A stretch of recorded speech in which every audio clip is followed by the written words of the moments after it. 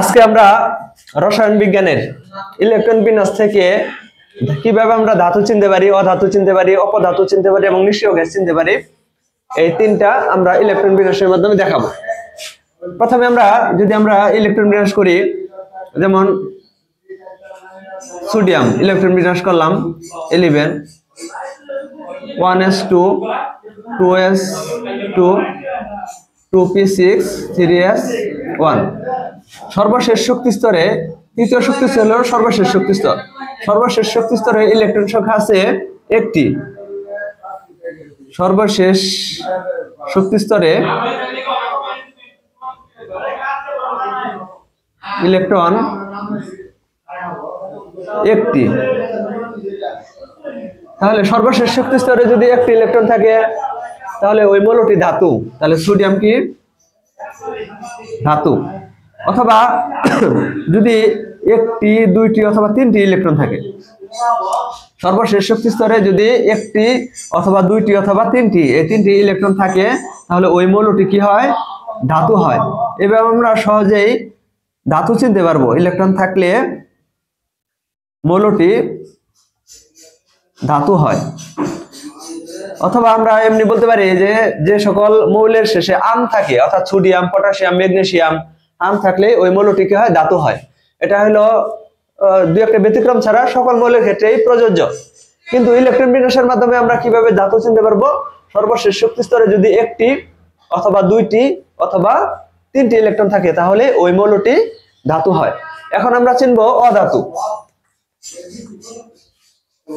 আমরা অধাতু কিভাবে চিনবো?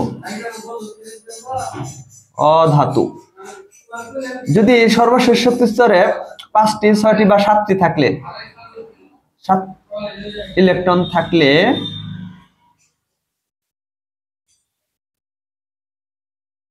মৌলটি অধাতু। এখন আমরা একটি ইলেকট্রন বিন্যাসের মাধ্যমে দেখাই দিই।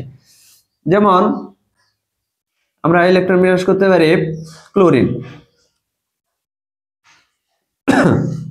1s2 2s2 2p6 3s2 3p5।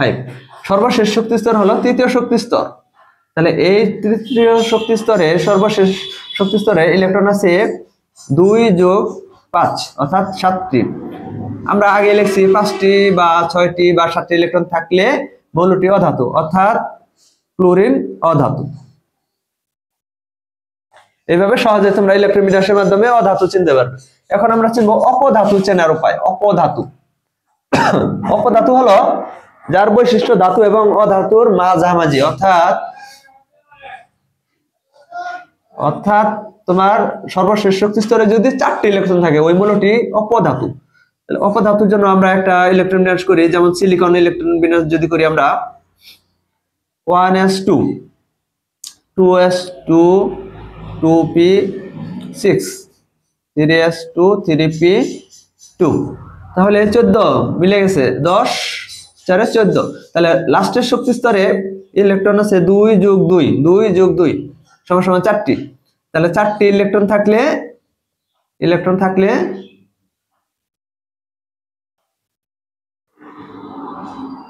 অপধাতু হয়, ওই মৌলটি অপধাতু। অর্থাৎ সিলিকন মৌলটি অপধাতু। এখন আমরা কিভাবে নিষ্ক্রিয় গ্যাস চিনতে পারি?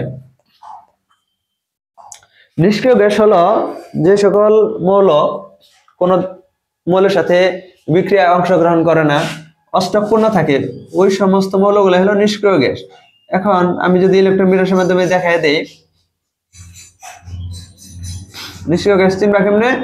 যে হাইড্রোজেন ব্যতীত অন্যান্য মৌলের যদি 8টি ইলেকট্রন থাকে, সর্বশেষ শক্তি স্তরে যদি 8টি ইলেকট্রন থাকে তাহলে ওই মৌলটি নিষ্ক্রিয় গ্যাস। এখন আমি যদি নিয়ন ইলেকট্রন বিন্যাস করি 1s2 2s2 2p6 অর্থাৎ 10 মিলে গেছে। লাস্টের শক্তি স্তরে 2 যোগ 6 8টি ইলেকট্রন আছে। তাহলে অর্থাৎ নিয়ন নিষ্ক্রিয় গ্যাস।